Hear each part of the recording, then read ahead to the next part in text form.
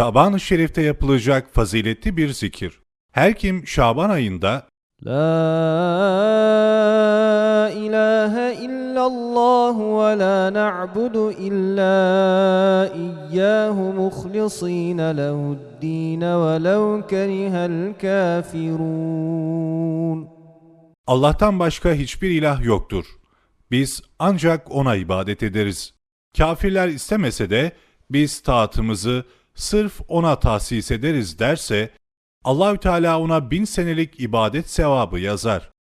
1000 senelik günahı olsa bile sildirir, kabrinden yüzü dolunay gibi parlak olarak çıkar ve Allahü Teala indinde sıddık olarak yazılır.